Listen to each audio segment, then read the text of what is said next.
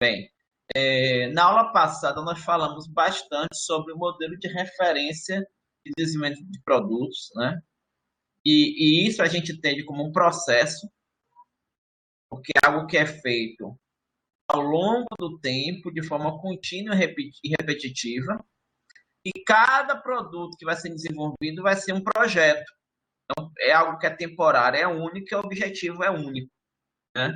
Então, a coisa que você faz sempre, ao longo de sua vida profissional, é um processo e aquilo e objetivos específicos, temporalidade, início e fim, são projetos. E nós falamos sobre um modelo de referência, ou seja, pensar como nós concebemos o processo de desenvolvimento de produtos. Então, o processo de desenvolvimento de produtos é um contínuo que vai nortear como é que nós desenvolvemos produtos, sendo que cada produto a ser desenvolvido vai compor um projeto. Então, cada produto, vou ter um projeto do produto A, projeto do produto B, projeto do produto C, e assim sucessivamente. Pensar nessa referência, isso é interessante porque se eu tenho um processo de desenvolvimento, o processo garante que eu tenho uma repetibilidade na forma como eu penso a construção de um produto, de cada produto, de cada projeto, certo? Significa dizer que eu não vou esquecer nada, eu vou ter um mecanismo de atuação que vai ser ajustado, que vai ser adequado para isso, certo? Então, eu vou ter uma repetibilidade dos projetos. Então, o processo de desenvolvimento de produtos representa o processo que é nossa referência, assim dizer. A gente vai pensar nesse modelo de referência em fases. A gente vai trabalhar bastante várias fases aqui, são algumas delas, né? E basicamente o que a gente vai verificar, nós temos um pré-desenvolvimento. O pré-desenvolvimento é pensar o que é que vai ser feito. Assim, pensar na, na vocação da minha organização, que tipo de problemas que eu quero atacar.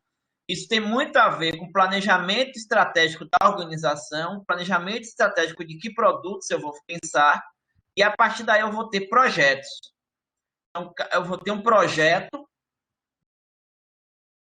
de produto, e a partir disso eu vou ter o desenvolvimento desse produto, que vai iniciar com conceber os requisitos do que eu quero, que a gente chama de projeto informacional, conceber como eu vou atender esses requisitos, ou seja, as técnicas, materiais, métodos, que é o projeto conceitual, detalhar esse projeto, executar o projeto e lançar o produto. Isso a gente chama de desenvolvimento do produto.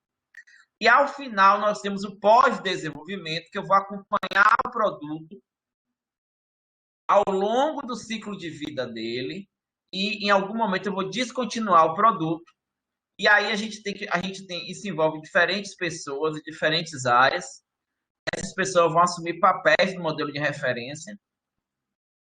Né? Cada macrofase tem uma importância designada. Então, pré-desenvolvimento, eu vou pensar na estratégia competitiva da minha organização. E aí eu vou derivar os projetos que vão ser desenvolvidos. Né? Então, eu vou gerar como produto um portfólio de produtos que eu quero atacar e um plano para cada projeto desses.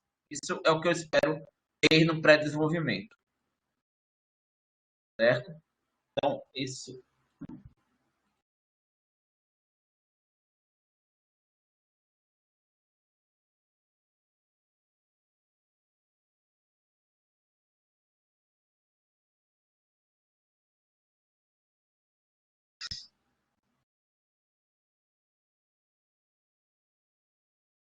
do desenvolvimento, para cada projeto, minuto de projeto aprovada, eu vou ter a especificação do produto que foi preparado, aprovado, desenvolvido, eu vou ter o produto lançado, completamente especificado no seu desenvolvimento. E nós vimos que nós temos várias fases no desenvolvimento de produto e que o grau de certeza ele é maior no começo do desenvolvimento, eu tenho um maior número de escolhas e é onde também eu vou ter a maior alocação de recursos em termos de custo. Então, eu tenho que planejar bem as etapas iniciais para não ter retrabalho nas etapas finais. Certo? Então, o custo de modificar nas etapas finais ele é muito maior do que você modificar nas etapas iniciais. Né?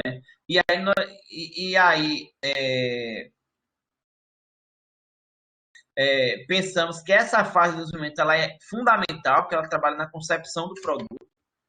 É nessa fase que eu defino a fabricação e a montagem do produto.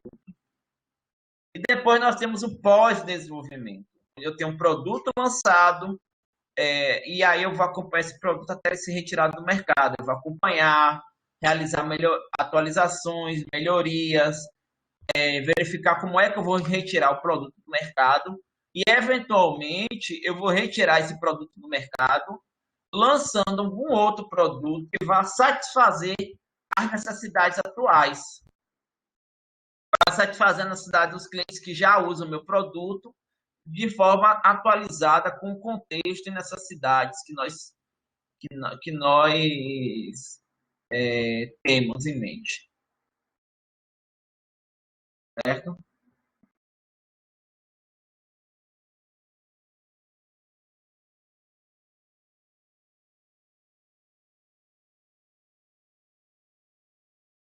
Bem, então, em cada fase, nós temos o que a gente chama de gates. Então, são as entregas que você tem de uma fase para outra.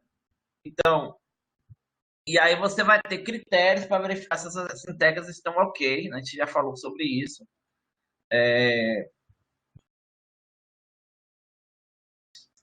E nós vamos utilizar um conjunto de métodos e ferramentas ao longo desse desenvolvimento. Certo, gente? Nós temos diferentes conjuntos de redes e ferramentas. A gente já falou um pouco sobre essas questões, né? Então, uma outra questão importante é o conceito de parcerias e fornecedores. Nós vamos, para coisas mais críticas, nós vamos precisar trazer fornecedores mais estratégicos para as etapas iniciais de concepção do projeto. Eventualmente tendo até o que a gente chama de um parceiro de risco, alguém que vai estar assumindo todo o risco do projeto conosco, desde o planejamento do projeto até co-desenvolvedores e parceiros de tecnologia, que eles estão aí situados nas etapas de projeto informacional e conceitual, né? O que eu quero, dos requisitos, e eu vou trazer alguém que esteja bem antenado com os requisitos e do como, né? Das tecnologias utilizadas.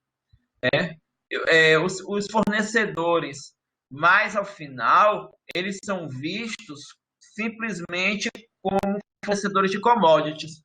E estes não têm tanta relevância assim.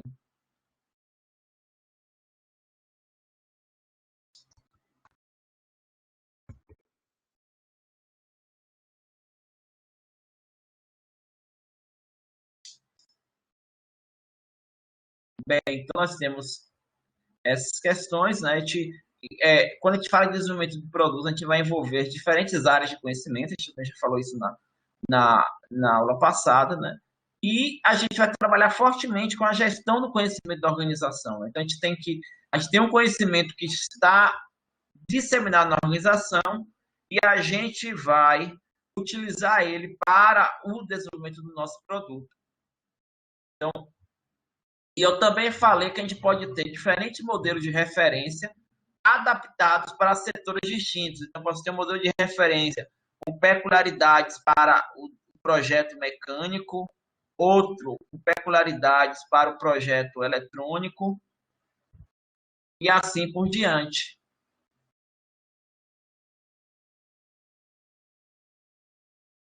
Ok, gente? Estão acompanhando? Sim, professor. E nós também falamos que nós temos diferentes projetos, né? A gente já tinha falado isso também, né? A gente tem desde projetos radicais, em que eu tenho uma total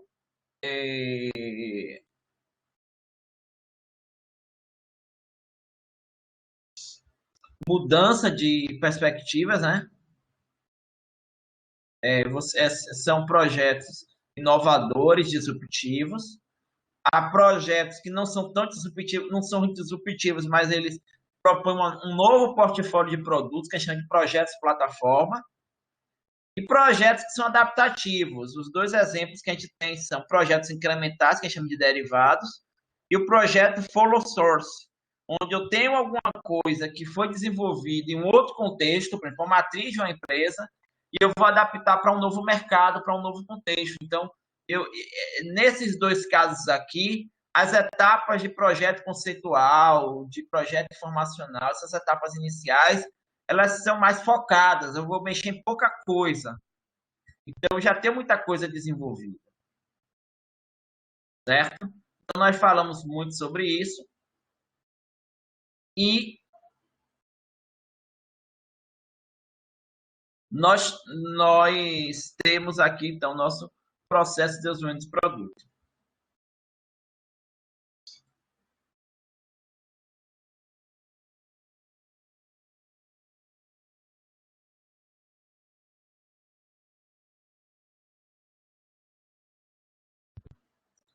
Ok?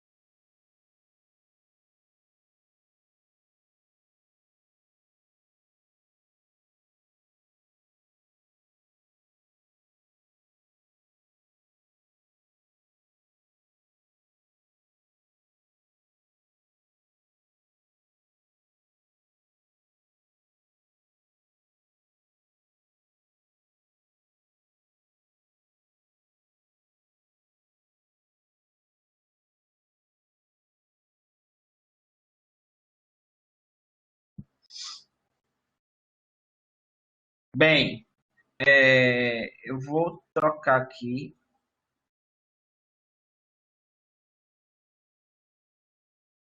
Falar aqui um pouco das atividades genéricas que nós temos no projeto.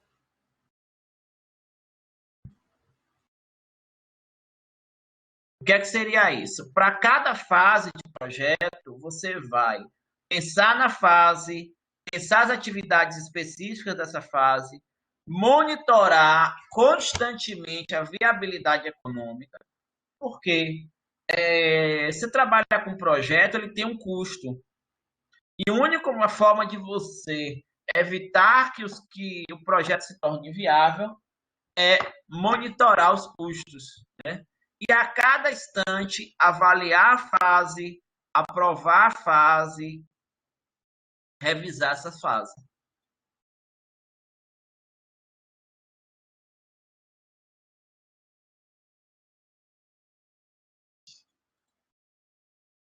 Então, nós vamos falar um pouco sobre isso, né?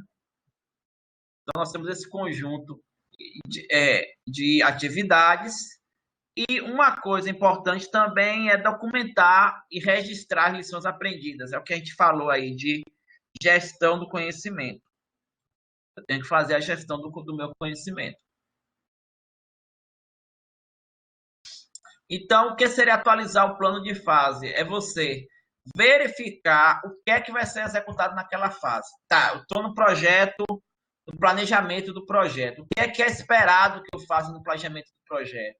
quais são as condições, houve mudança de contexto, se houve alguma mudança de mercado, avanço de tecnologia, limitação de recursos, novas políticas, eu vou ter que atualizar as premissas do meu projeto para contemplar essas condições, certo? E, eventualmente, atualizar trabalho que foi feito em etapas anteriores, em fases anteriores.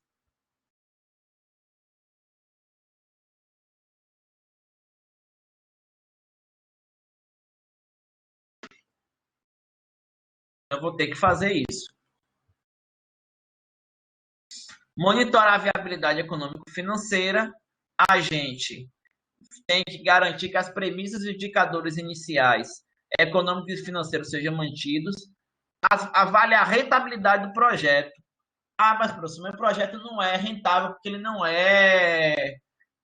não visa o lucro, mas o seu projeto ele vai ter um custo, mesmo que esse custo seja somente de alocação do seu tempo, e ele tem que ser sustentável. E se de repente o tempo que você vai precisar alocar para o projeto é um tempo que você não dispõe, ele se torna insustentável. Então, eventualmente, a gente vai ter que fazer essa monitoria, esse monitoramento para garantir que nossos projetos sejam sustentáveis. Né? Então, eu vou avaliar as condições de mercado, características do produto, indicadores, atualizar as premissas, avaliar o custo-alvo de diferentes níveis de projetos, atualizar as necessidades de investimento e receitas futuras, ou seja, eu tenho que estar observando a todo tempo quais são as perspectivas que eu tenho de custos e de receitas. Calcular o fluxo de caixa, pensar os indicadores financeiros e avaliar possíveis desvios e impactos no projeto. Isso daqui sai a gente pensar em algumas coisinhas. Payback, valor presente líquido, taxa interna de retorno. Certo? O que é que seria isso, gente? Imagine você tem um projeto. Quando você concebe o projeto até antes de lançar o produto, você só vai ter o quê? Custo. Depois, quando você lança o produto,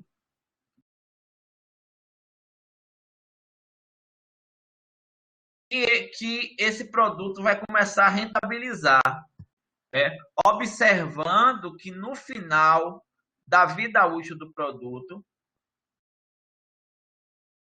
essa rentabilidade ela decai bastante. Né? Então,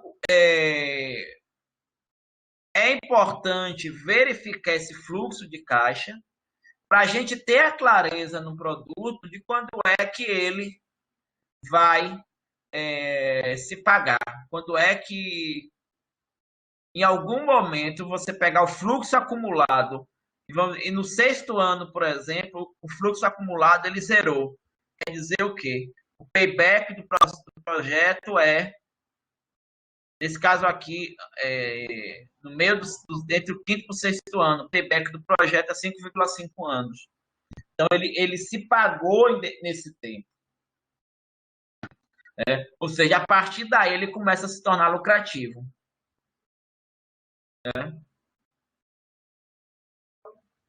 Uma outra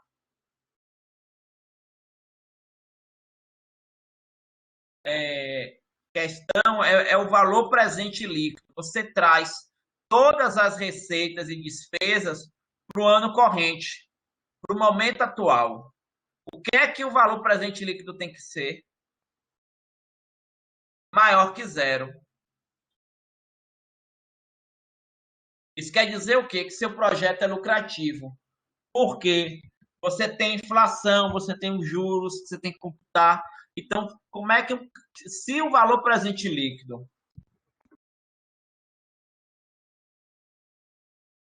ele não for maior do que zero, significa que você, na verdade, você está enxugando gelo, você está você está trocando dinheiro, você está simplesmente perdendo dinheiro. Mesmo que você ganhe mais na frente e você tenha uma taxa de um payback de retorno tal. Mas você contar a inflação, contar os indicadores, você vai ver que, na verdade, você está perdendo dinheiro, certo?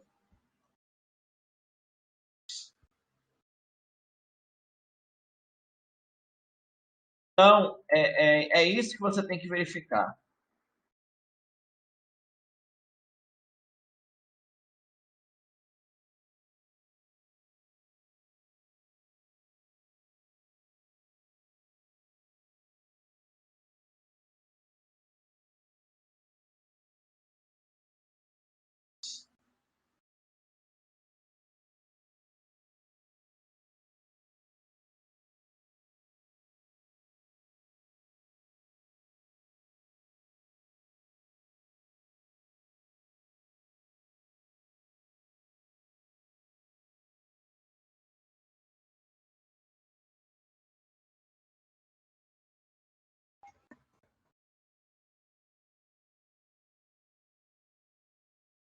Bem,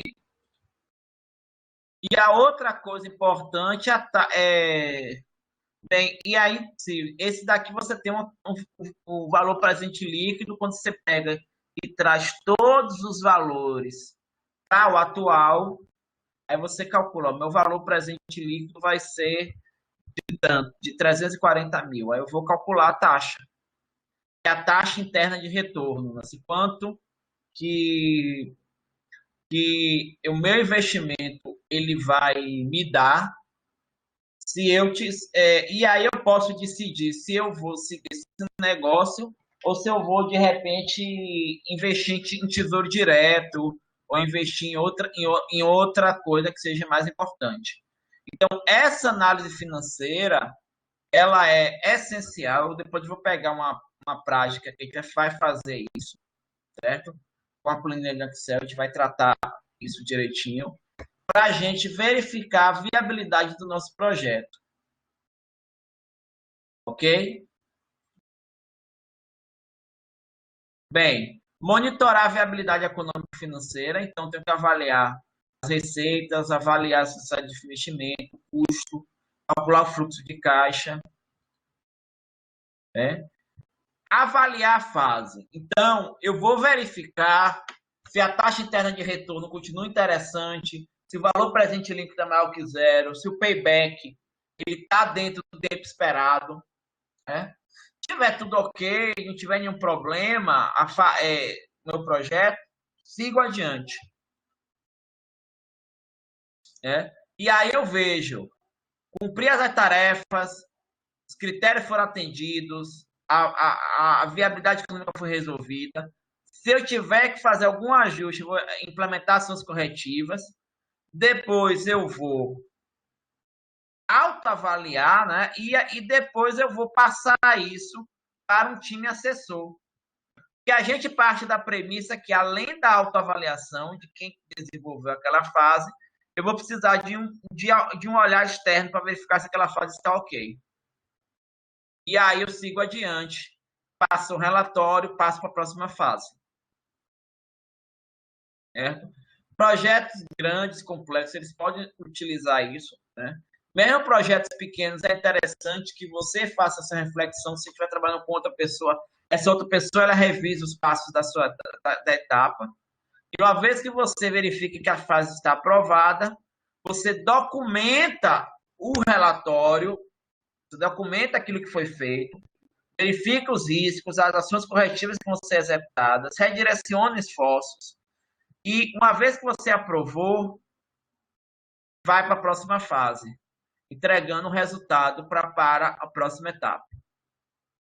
E aí você documenta as lições que foram aprendidas.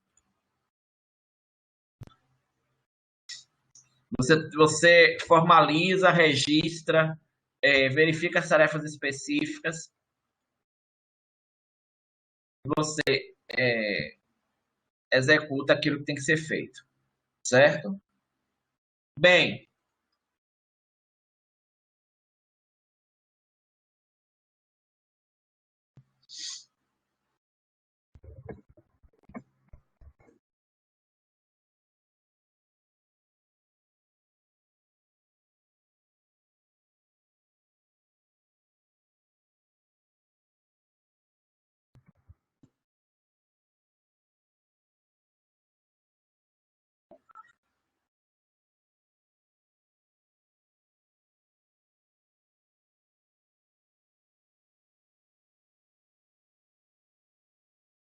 agora, gente, nós vamos falar sobre o planejamento estratégico do produto. O que é que vem a ser planejamento estratégico de produtos? É o que a gente quer fazer, certo? Então, aí a gente agora vai falar sobre o que é que a gente quer fazer.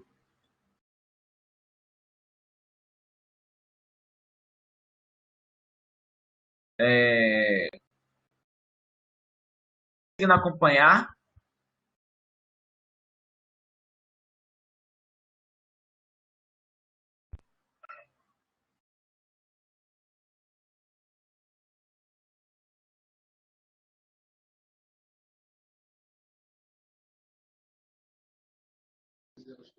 Ok, professor. Ótimo. Então, vamos lá.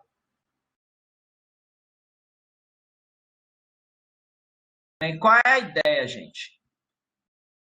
A gente está aqui no pré-desenvolvimento, então a gente está pensando, mas antes da gente entrar no pré-desenvolvimento por si, tem uma fase que é anterior. Então, você está numa organização, você está numa indústria, você está numa corporação, você está num grupo de pesquisa, qual é o seu objetivo no mundo? Então, a gente tem aqui o plano estratégico da corporação, da sua empresa, e o plano estratégico do seu departamento, da sua unidade de negócio. Então, é pensar o que é que você quer. Porque a partir desse plano estratégico, que você vai pensar no portfólio de produtos.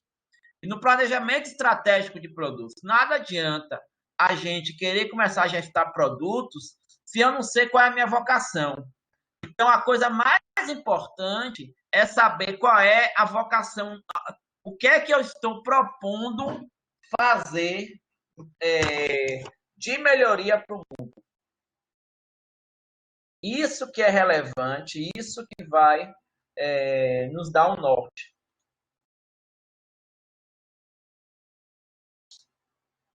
Então, eu vou pensar no planejamento estratégico de produto. Isso aí significa que a gente vai, antes, pensar de forma estratégica o planejamento da corporação, do negócio, uma vez que a gente sabe qual é a vocação nossa enquanto organização, enquanto grupo de pesquisa, enquanto pesquisador, o que é que a gente pretende trazer de valor para o mundo. E olha que isso aqui é uma conversa um pouco filosófica, porque se você não sabe o que é que você quer trazer de contribuição, não tem como você propor nada, porque qualquer coisa que você proponha vai tá vazia. Vocês estão entendendo a ideia, né? Então você tem que saber o que é que você quer se propor,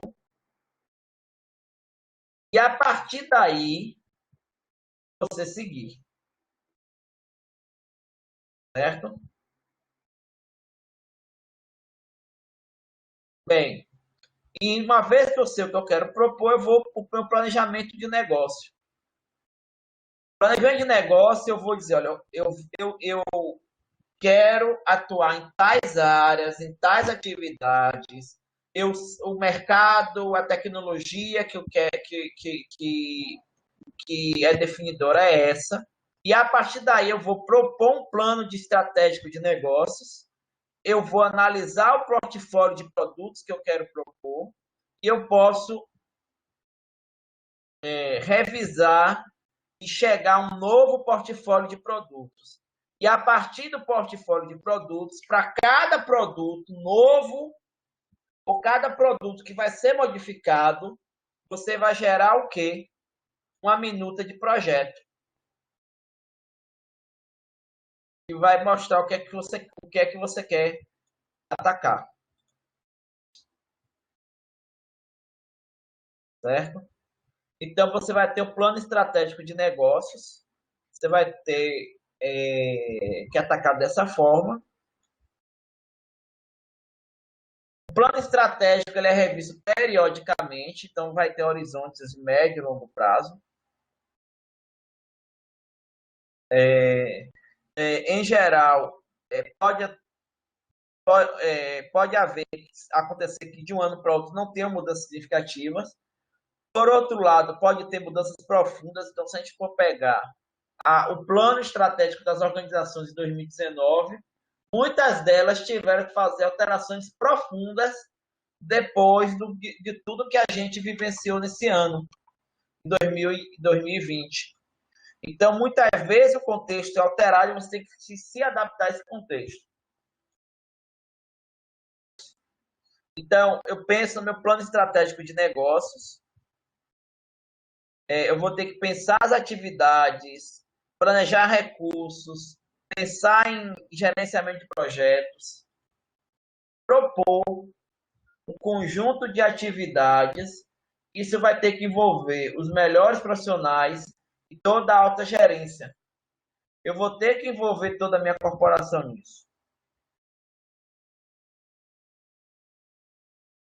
E eu vou ter que consolidar informações, eu tenho que conhecer o contexto de tecnologia, de mercado, pegar dados de fontes secundárias, fontes primárias, consolidar essas informações, trazer a minha visão de mundo para eu pensar o que é que eu quero fazer. Então, eu posso usar dados de fontes comuns, dados de marketing, registro da minha empresa, pesquisas qualitativas, experimentos, verificar a necessidade daqueles que eu quero atender, posicionamento da concorrência, quem está fazendo alguma coisa no mercado, né? Ou seja, eu vou ter que fazer uma prospecção de produto e também uma prospecção tecnológica. Então, eu vou ver o que é que eu tenho de fornecedores, universidades, instituições de pesquisa, bases de patentes, tecnologias disponíveis no mercado. Eu vou ter que fazer uma avaliação tecnológica envolvendo stakeholders, parceiros, colaboradores que estão em diferentes áreas. E a partir daí eu uso esse material para fazer uma revisão do plano de negócios, né? Eu repenso a minha visão, como é que eu estou segmentado, em que área que eu vou atuar, quais são as tendências de tecnologia e de posicionamento do mercado, as minhas competências, os recursos necessários e as metas. Analiso o portfólio de produtos de outras empresas. Então, eu vejo o que é que as outras. E da minha própria empresa, eu vejo o que é que eu tenho feito, o que é que eu tenho e o que é que isso está situado com relação à concorrência. Né? E, eventualmente, eu tenho que analisar o desenvolvimento econômico. Né? Como é que isso vai acontecer? Então, se eu for desenvolver um produto, há uma possibilidade do desenvolvimento ter um sucesso técnico e ter um sucesso comercial, e aí você mede isso com valor presente líquido. Né? Mas há a possibilidade, há uma probabilidade dele não ter sucesso técnico, aí você tem uma falha, ou há a probabilidade dele não ter sucesso comercial porque ele não é rentável. O custo de desenvolvimento dele e a demanda que você vai oferir para ele a conta não vai fechar. Então você tem que avaliar o que você está propondo, tanto do ponto de vista técnico quanto do ponto de vista comercial. Não adianta ser uma boa ideia se essa ideia não é viável economicamente. Ok até agora, gente? Ok, Vocês, professor. vocês estão aí quietos, então. Tudo certo, professor. Bem, e aí a gente pode dividir algumas ideias em várias áreas, né? Aí eu coloquei aqui as probabilidades de sucesso técnico e de comercial, né? Imagine que você vai ter o retorno, o valor presente líquido maior na esquerda e você vai ter uma probabilidade de sucesso técnico em cima, né? Então, a gente tem aqui o que a gente chama de pérolas. Então, imagine que o desenvolvimento de uma nova plataforma de caminhões pesados é uma pérola. Por que uma pérola? É algo que vai te dar um retorno comercial interessante, mas também tem uma probabilidade de sucesso técnico muito boa. É algo que você deve investir. Um caminhão ecológico. Isso aqui pode ser considerado, vou até mudar aqui um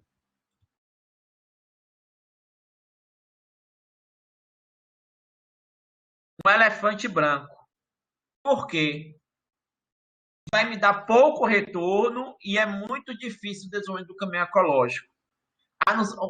Pode me dar retorno maior se tiver alguma questão regulatória que obrigue a existência de caminhões com menor grau de consumo de energia, etc. e tal. Mas isso aí, em geral, vai ser alguma coisa complicada. Por outro lado, nós temos coisas que dão algum retorno, não é o melhor retorno, mas são muito fáceis de fazer. Então, renovação de uma linha de caminhões leves, modelo específico para cana-de-açúcar numa linha de caminhões pesados. Então, isso daqui a gente chama de pão com manteiga. É alguma coisa que você vai fazer, vai te dar sucesso, mas não vai acrescentar muito em termos de retorno financeiro. E uma outra coisa que a gente tem que observar com cuidado é quando a gente chega numa ostra. Por que uma ostra, gente? O que é uma ostra? Qual é a diferença de uma ostra para uma pérola, vocês sabem?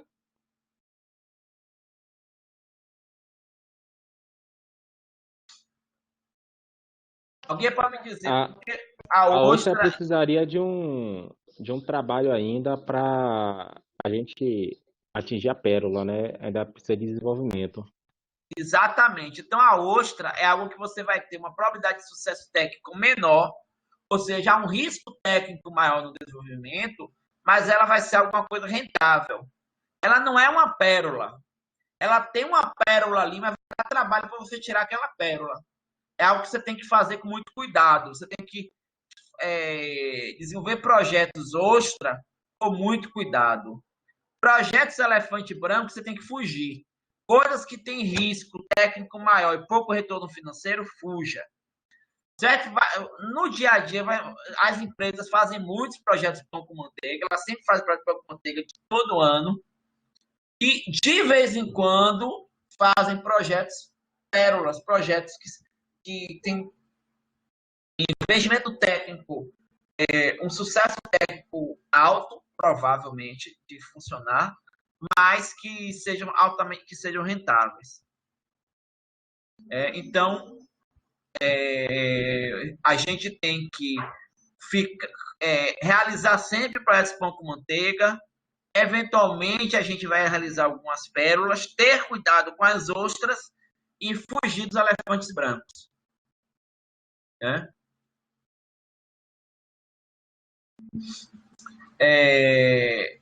Se eu estiver pensando em um portfólio de produtos para minha empresa, então imagine que eu queira.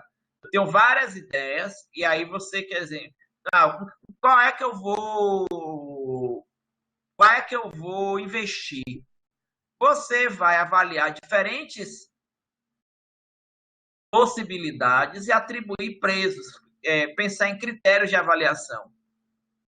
Né? E aí, por exemplo, eu tenho 3 projetos.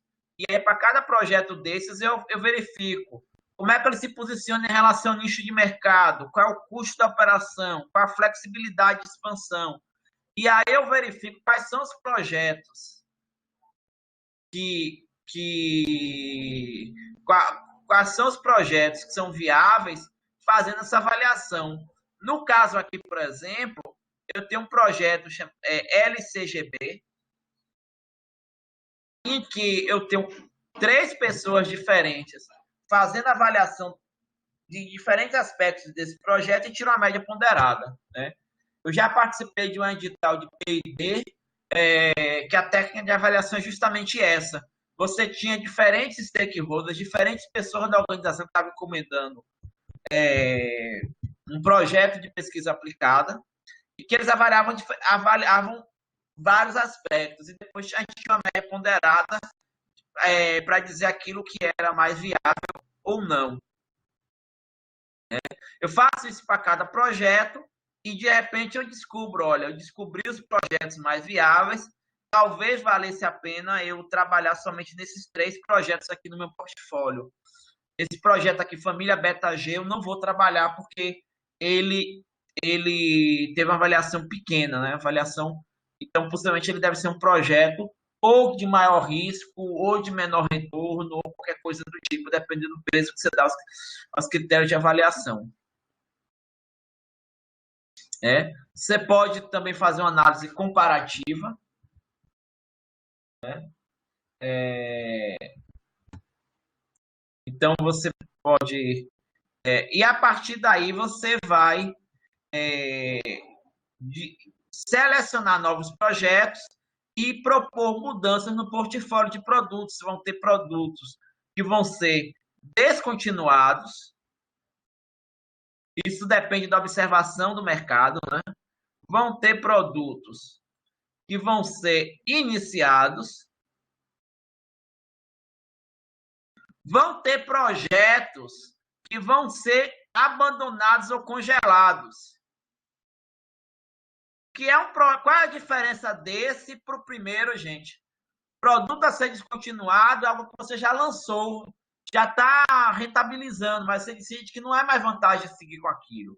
O projeto a ser abandonado é um projeto que você não entregou o resultado final e você decide que não vale mais a pena investir nisso. Sabe qual é o pior? Uma das piores coisas que pode acontecer para uma organização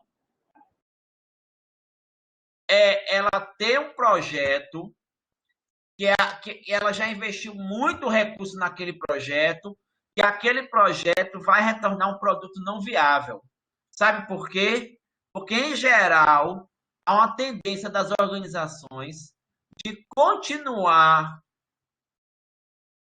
seguindo com aquele projeto. Por quê? Porque já investiu muito dinheiro no projeto, então ela tenta recuperar o prejuízo. Professor, qual o melhor momento de identificar o momento de abandonar e congelar realmente o projeto? Assim, existe talvez algum parâmetro baseado naquelas métricas que o senhor explicou antes? Você fazer análise, monitoramento constante da viabilidade do projeto, do retorno financeiro, dos custos. No momento que você verifique que o retorno que você vai obter não é sustentável, o mais rápido possível.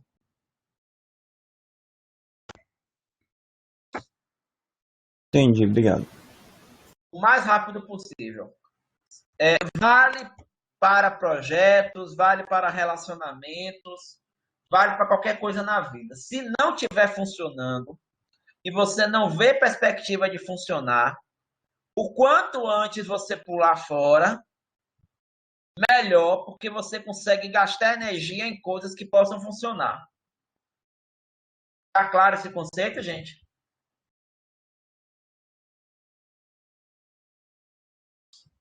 E uma coisa que é muito importante é que a gente tenha apego a evitar o fracasso. A gente quer salvar as coisas. E, às vezes, a gente não consegue salvar. né? Então, às vezes, a gente tá no Titanic, tá se aproximando do iceberg e acha que vai salvar, e não vai salvar. O que a gente deveria estar fazendo de imediato é pegando os botes e saindo do barco. Porque se a gente insistir naquilo, a gente só está aumentando nossa energia e maximizando o prejuízo que a gente vai ter com aquilo. Uma vez que eu identifiquei quais são as mudanças que vão ser feitas, eu vou preparar as minutas para cada um dos novos projetos. Então, vou investir minha energia aqui e consolidar o novo portfólio de produtos. Então, eu vou verificar a viabilidade, né? Eu vou avaliar os recursos, as competências, verificar quais são os projetos que vão ser viáveis e definir o início de planejamento dos projetos. Então, eu vou identificar qual é a data de novos projetos, quando eu vou operacionalizar cada um desses projetos. Certo, gente? Uma vez que você decidiu, escolhi tais e tais e tais projetos, certo? Eu vou pensar naquele projeto, vou atacar o projeto, eu crio a minuta do projeto, dizendo, o projeto inicia assim, em tal momento, a expectativa de entrega dele é tal e vai ser entregue tal produto. É isso que eu tenho que ter, isso é um compromisso que eu tenho na minha empresa. A minuta de projeto, que cada projeto, cada minuta de projeto vai derivar o quê? Um novo planejamento.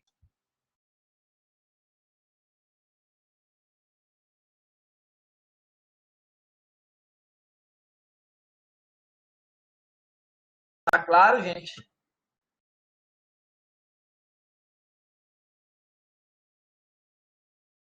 Sim, professor.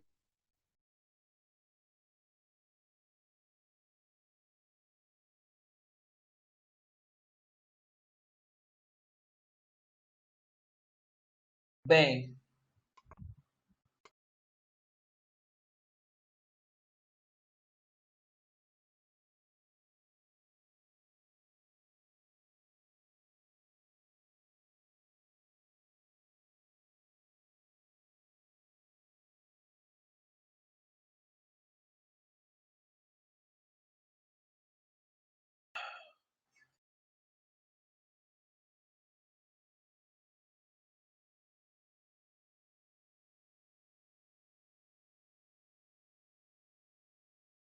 deixa eu ver aqui uma coisa aqui com vocês.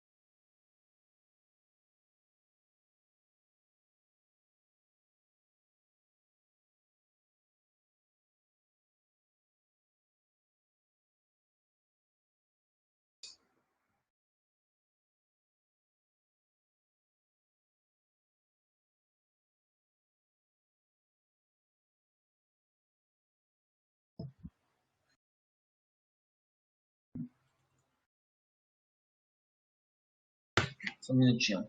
Só um minuto.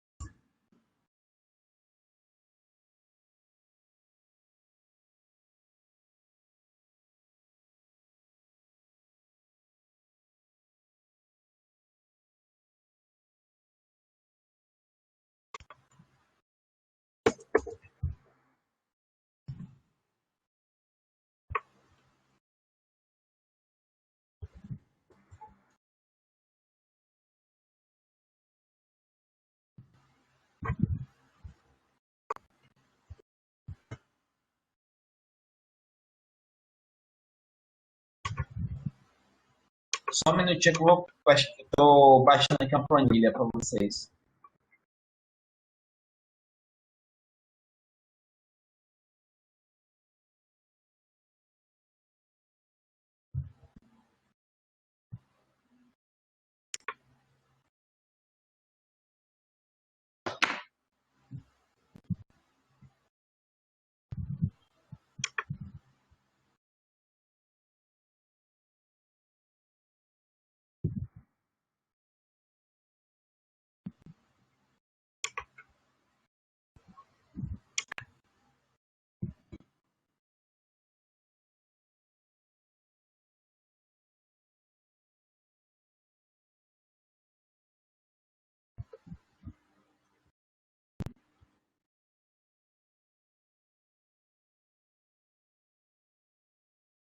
É,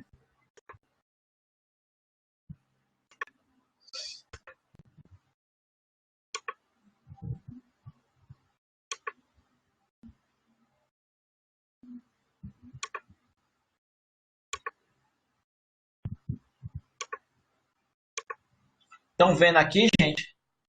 Então, essa é uma planilha simples aqui de cálculo de payback, né? A taxa de desconto, ela tem a ver com, a gente pode pensar assim, se eu pegasse esse dinheiro e eu deixasse ele parado, quanto é que eu conseguiria por ano? 5%? Então, vou dizer que nosso desconto é de 5%. E aqui eu vou colocar meu fluxo de caixa, ano a ano, certo? Ou mês a mês. Aqui a gente está trabalhando com a ideia de ano a ano, mas se eu tirar mês a mês, a taxa de desconto seria mensal, né? E aí, assim, vamos supor que no ano zero, eu gastei, eu tenho um projeto que gastei 600 mil no ano zero, e aí no primeiro ano, no segundo ano, eu gastei 100 mil, certo? Mas aí a seguir eu fui gastando, eu recuperei 350,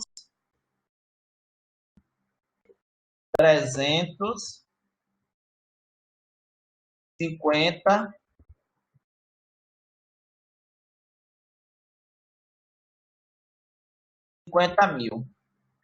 Porque, olha, se vocês observarem, a soma 700 mil, não é, gente? Ah, então eu recuperei meu projeto em 5 anos, não é? Mas não é 5 anos. Porque esses 600 mil que eu investi no ano zero, eles valem muito mais 5 anos depois, no ano 5. 6 anos depois, no caso, no ano 5. Então, eu deveria ganhar mais. Eu deveria, por exemplo, no terceiro ano, sei lá, 400 mil.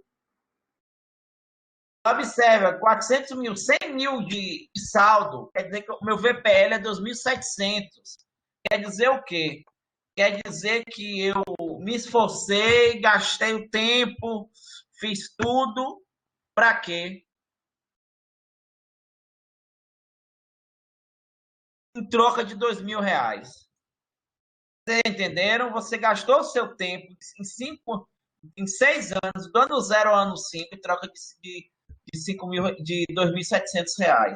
Vamos dizer que no terceiro ano a gente lucrou mais 200 mil. E aqui no quinto ano, que o negócio começou a arrefecer, a gente ganhou 100 mil. E aí eu tenho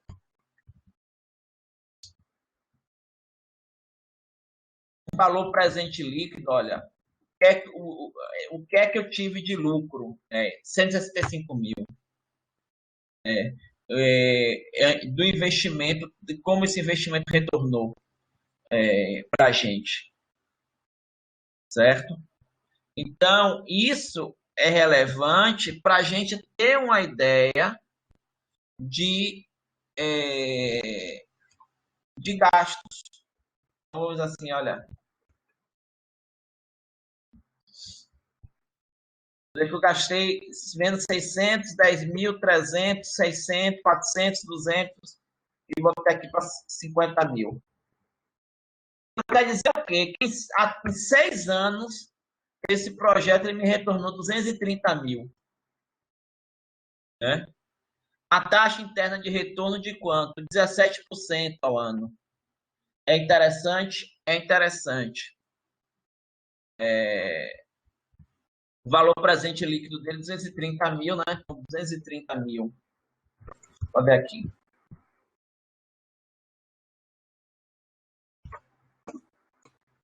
Tem que ser um projeto que ele te dê um retorno interessante. Então, esse cálculo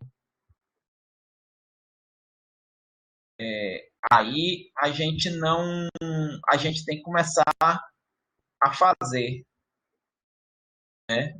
A obter, verificar em quanto tempo que o projeto ele começa a se pagar, certo? Professor, Oi? existe algum valor mínimo de taxa interna de retorno que seja assim aceitável? Por exemplo, a partir de 10%, a partir de 15%? Depende da sua gana. Se você pensar que a Selic está 2,5%, né, 2 e poucos por cento, né, que você não consegue, sei lá, investindo, se você investir em fundo imobiliário, que é uma coisa mais ou menos segura, e escolher um bom fundo imobiliário, você não vai chegar a 10% ao ano. Então, se forem coisas que forem maiores que isso, aí você começa a olhar com carinho, porque quando eu falo em projeto, eu falo de quê? De risco, né? E aí eu tenho que. Uma coisa que a gente tem que ter em mente é que eu tenho sempre que fazer o quê, gente? Minimizar o risco, né? Mas como eu não vou minimizar o risco no desenvolvimento de produtos, o que é que eu tenho que fazer? Eu tenho que fazer com que esse risco se pague, né? Que eu tenha uma compensação pelo risco, né? É disso que funciona o sistema capitalista. Então, eu tenho que ter uma compensação do meu risco de uma forma que seja relevante. E como é que eu vou ter essa compensação de uma forma relevante? Quando eu tenho um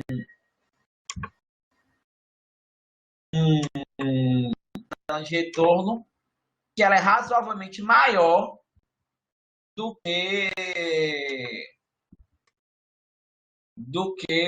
o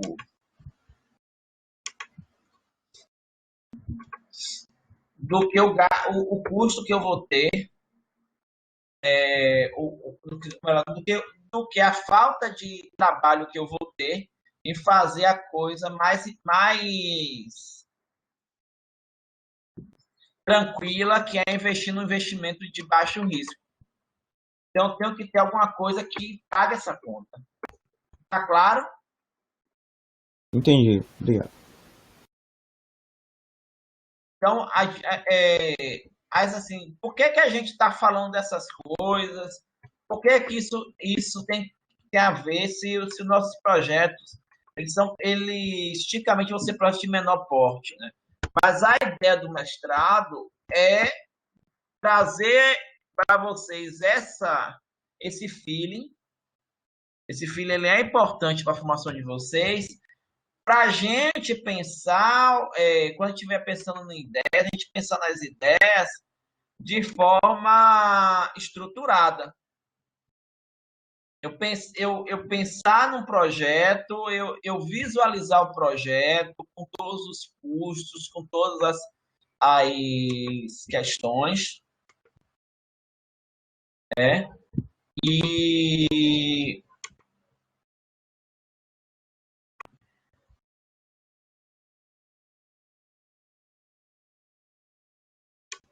então eu pensar nisso.